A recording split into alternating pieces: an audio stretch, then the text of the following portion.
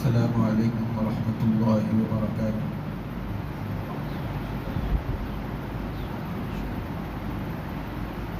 الحمد للہ نحمده ونستعینه ونستغفره ونؤمن به ونتوکل علیہ ونعوذ باللہ من شرور انفسنا ومن سیئات اعمالنا، من يهده الله فلا مضل له ومن يضلله فلا هادي له، ونشهد أن لا إله إلا الله وحده لا شريك له، ونشهد أن سيدنا ونبينا ومولانا محمدا عبده ورسوله، أما بعد، قال النبي صلى الله عليه وسلم: من صام رمضان وأتبعه ستا من شوال كان كصيام الدهر كله.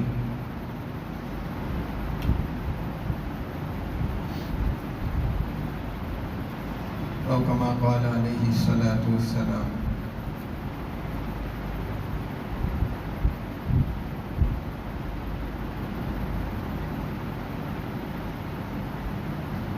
حضرات سامعین کرام،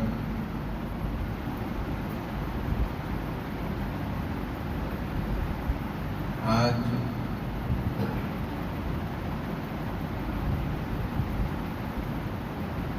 دو باتیں مختصر طریقے پر آپ حضرات کے سامنے رکھی جائیں گی۔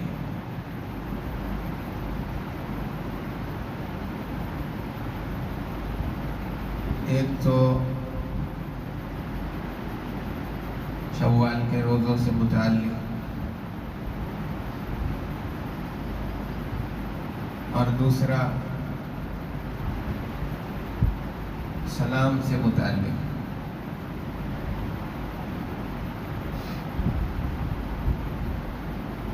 رمضان المبارک کے ختم ہونے کے ساتھ ہی شوال کا مہینہ جب شروع ہو جاتا ہے، اللہ کے رسول صلی اللہ علیہ وسلم نے فرمایا کہ شوال بھی حج کے مہینوں میں سے ہے،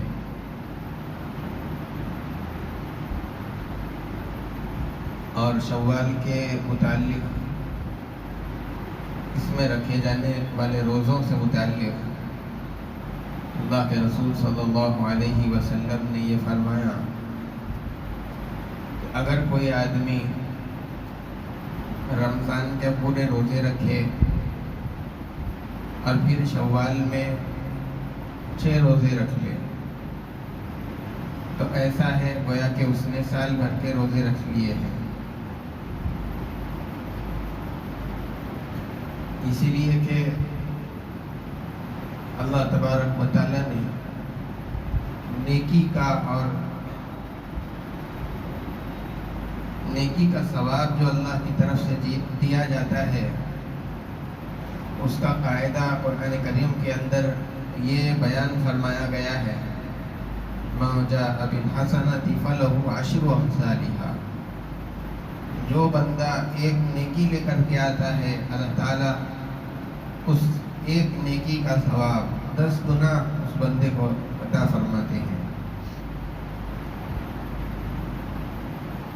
پھر حضور پاک صلی اللہ علیہ وسلم نے اپنی حدیث میں یہ بات ارشاد فرمائی: جو رمضان کا ایک مہینہ روزہ رکھ لیتا ہے تو اس کو 10 مہینوں کا ثواب اللہ تبارک و تعالیٰ کی طرف سے ملتا ہے، اور پھر اس کے بعد میں 6 دن روزے رکھ لیتا ہے تو اس طریقے پر اور 60 دنوں کا یعنی 2 مہینوں کا اور ثواب اس کو مل جاتا ہے۔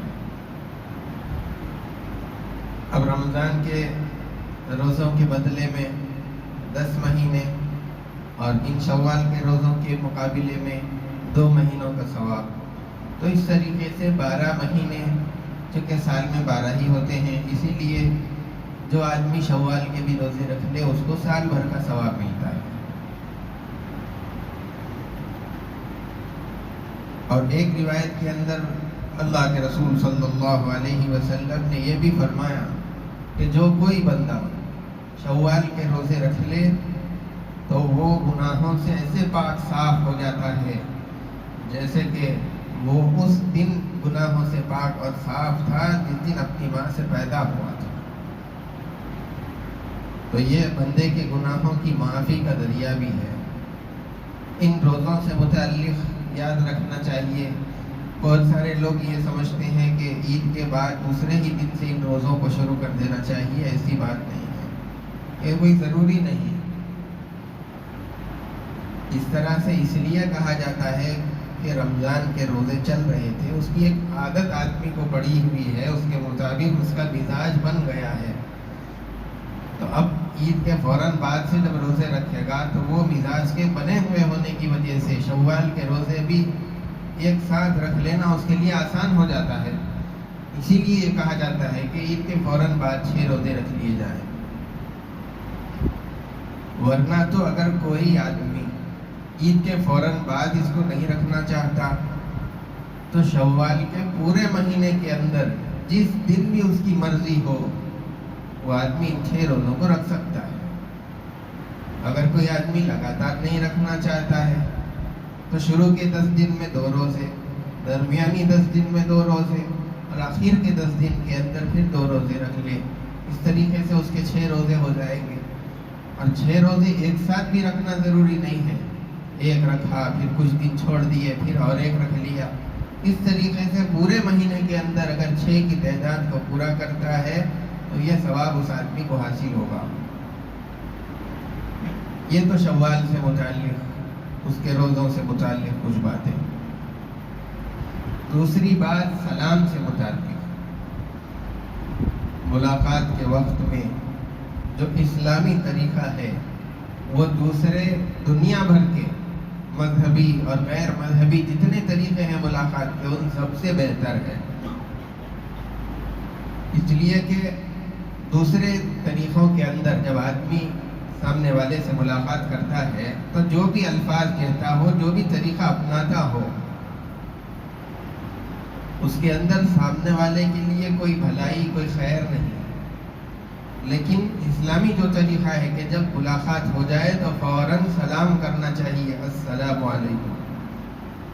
جب آپ نے سامنے والے کو السلام علیکم کہہ کر کے ملاقات کر لی تو گویا کہ آپ نے اس کے لیے سلامتی کی دعا دے دی،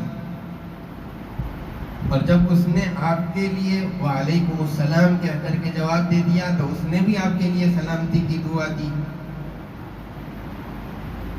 اب دوسرے جتنے طریقے ہیں اس کے اندر نہ سامنے والے کے لیے سلامتی کی دعا ہے نہ وہ آپ کو بدلے میں کوئی دعا دے رہا ہے، اس اعتبار سے ملاقات کا جو اسلامی طریقہ ہے سلام کرنے کا، یہ دوسرے سارے طریقوں سے افضل ہے اور بہتر ہے۔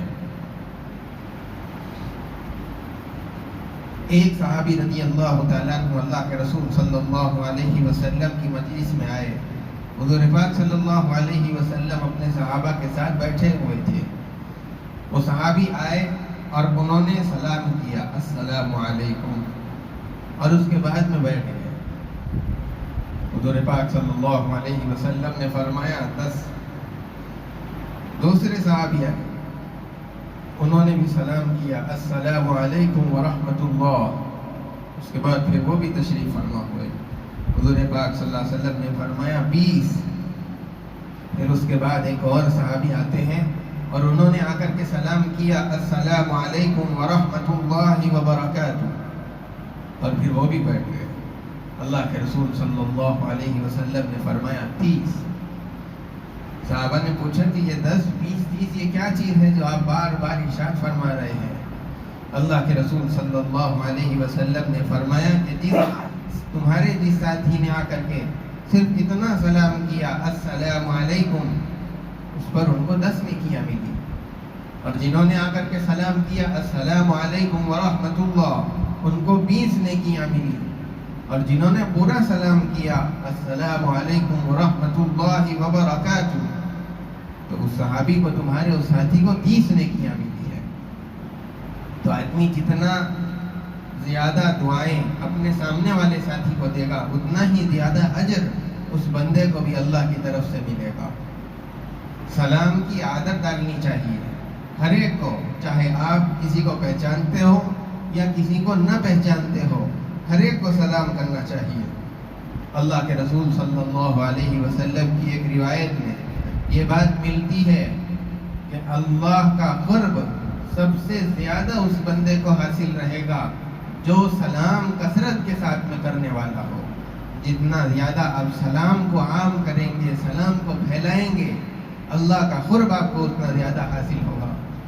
اللہ کے رسول صلی اللہ علیہ وسلم نے ایک مرتبہ صحابہ سے فرمایا کہ تم جنت کے اندر داخل نہیں ہو سکتے جب تک کہ تم ایمان نہ لے آؤ، اور تم ایمان اس وقت تک نہیں لا سکتے جب تک کہ آپس میں تم محبت کرنے والے نہ بن جاؤ۔ پھر حضور پاک صلی اللہ علیہ وسلم نے اس کے بعد ارشاد فرمایا کہ میں تم کو ایک ایسی چیز نہ بتاؤں جس کی وجہ سے آپس میں تمہارے درمیان محبت پیدا ہو جائے، انسیت پیدا ہو جائے، تعلق اور ہمدردی پیدا ہو جائے۔ صحابہ نے فرمایا کہ ضرور وہ چیز ہم کو بتلائیے۔ آپ نے فرمایا کہ سلام کو عام کرو، سلام کی عادت ڈالنی چاہیے۔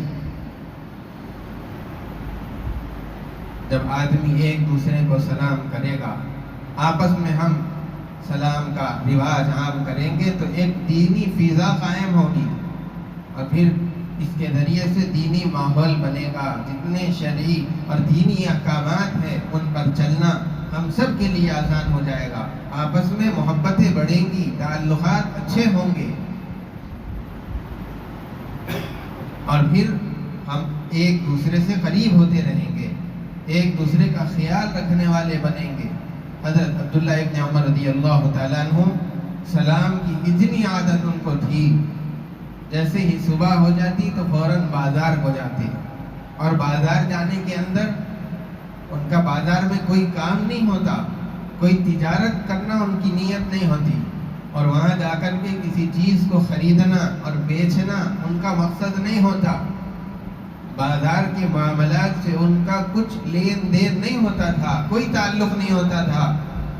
جاتے اس لیے تھے تاکہ جا کر کے وہاں جو مسلمان بازار میں موجود ہیں ان کو سلام کریں گے، اور جب وہاں پر پہنچتے تو ہر ایک کو سلام کرتے، چھوٹے کو، بڑے کو، جوان کو، بوڑھے کو، کالے کو، گورے کو، ہر ایک کو حضرت عبداللہ ابن عمر رضی اللہ تعالیٰ عنہ سلام کرتے تھے۔ آج مسلمان سلام کی اہمیت کو، سلام کی فضیلت کو، اس کی خاصیت کو بھول گیا۔ اس کی وجہ سے ہم سلام آپس میں نہیں کرتے۔ ہر ایک کو سلام کرنا چاہیے۔ یہ دیکھنے میں ملتا ہے کہ جس سے ہماری پہچان ہے صرف ان لوگوں کو سلام کرتے ہیں، اور اگر کسی سے ہمارا تعلق نہیں ہے، کسی کو ہم پہچانتے نہیں ہیں، دونوں مسجد میں سے ایک ساتھ نکل رہے ہیں، یقینی طور پر پتا ہے کہ یہ میرے ساتھ چلنے والا، باہر نکلنے والا مسلمان ہے، لیکن چونکہ ہمارا اس سے تعلق ہی نہیں ہے اس لیے سلام ہی نہیں کرتے۔ ایسا نہیں ہونا چاہیے۔ ہر آدمی ہر ایک کو سلام کرے۔ ہو یہ رہا ہے کہ اپنے تعلق والوں کو، اپنی ذہنیت رکھنے والوں کو، اپنے دوستوں کو، اپنی جماعت والوں کو سلام کیا جا رہا ہے، اور اگر کوئی آپ کی ذہنیت کا نہیں ہے، کوئی آپ کی جماعت کا نہیں ہے، کوئی آپ کی پارٹی کا نہیں ہے، کوئی آپ سے تعلق والا نہیں ہے، معلوم ہے کہ وہ مسلمان ہے لیکن پھر بھی اس کو سلام نہیں کر رہے ہیں۔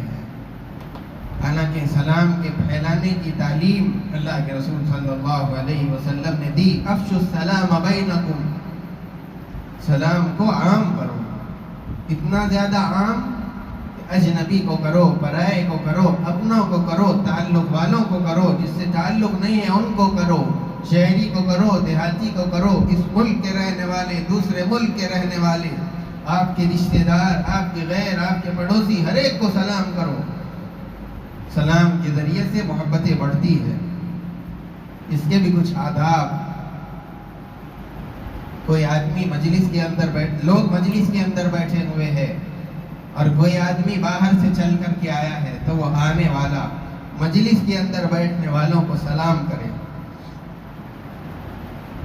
کوئی آدمی سوار ہو کر کے آیا ہے، کچھ لوگ ایک جگہ پر بیٹھے ہوئے ہیں یا ٹھہرے ہوئے ہیں، تو وہ سواری پر آنے والا آدمی ان بیٹھے ہوئے اور ان کھڑے ہوئے مجلس کے اندر جو لوگ ہیں ان لوگوں کو سلام کرنا چاہیے.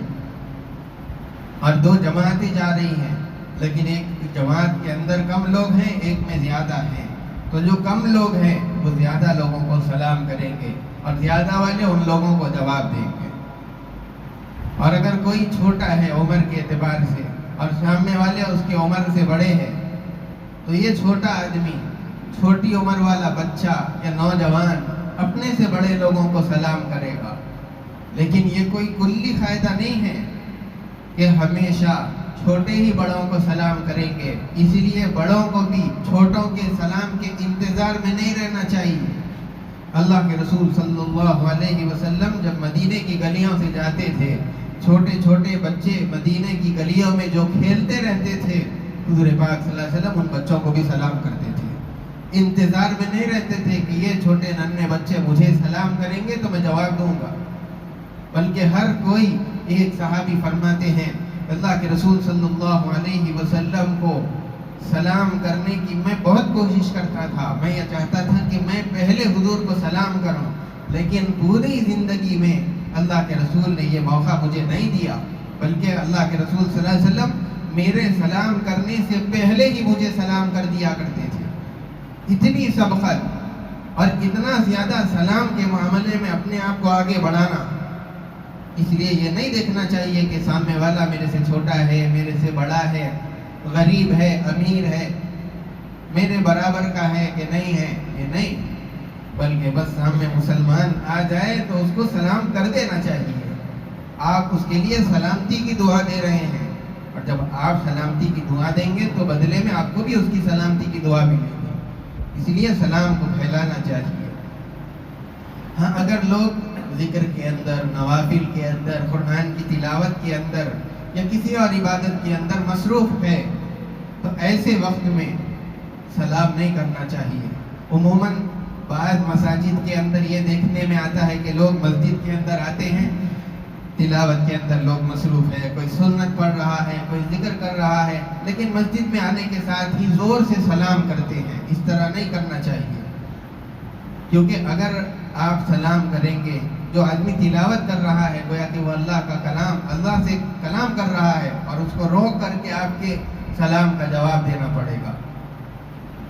اتنی آواز میں آدمی سلام کرے کہ جس کے ذریعے سے ہر ایک کو سلام کی آواز پہنچ جائے. اتنی آہستہ آواز میں اگر سلام کر رہے ہیں کہ سامنے مسلمان ہے لیکن اس کو کچھ سنائی نہیں دے رہا ہے، تو پھر وہ آپ کے سلام کا جواب کس طریقے پر دے گا؟ سلام ایسی آواز میں ہو کہ سامنے والے کو سنائی دے. اور اگر گھر کے اندر آپ داخل ہوئے، وہاں پر بعض لوگ سوئے ہوئے ہیں اور بعض لوگ بیدار ہیں، تو اتنی آواز میں آپ سلام کیجئے جس کے ذریعے سے جو بیدار لوگ ہیں ان کو سلام سنے آ جائے، اور جو لوگ سوئے ہوئے ہیں ان لوگوں کو آپ کے سلام کی وجہ سے تکلیف نہ ہو، ان کی نیند خراب نہ ہو جائے. اتنی آواز میں سلام کرنا چاہیے. یہ وہ آداب ہے جو سلام سے متعلق آدمی کو اہتمام کرنا چاہیے، اور اس کی رعایت کرتے ہوئے سلام زیادہ سے زیادہ ہر ایک کو سلام کرتے ہوئے اس کو پھیلانا چاہیے. اللہ تبارک و تعالی ہم تمام کو زیادہ سے زیادہ ہر مسلمان کو سلام کرنے کی عادت ڈالنے کی ہم کو توفیق عطا فرمائے. اسلام کے سارے احکامات پر ہم کو عمل پیرا ہونے کی توفیق عطا فرمائے. وصلی اللہ وسلم علی سیدنا محمد وعلی آلہ واصحابہ اجمعین، وآخر دعوانا الحمدللہ رب العالمین. جو حضرات سنت نہیں پڑھے سنت پڑھ لیجیے.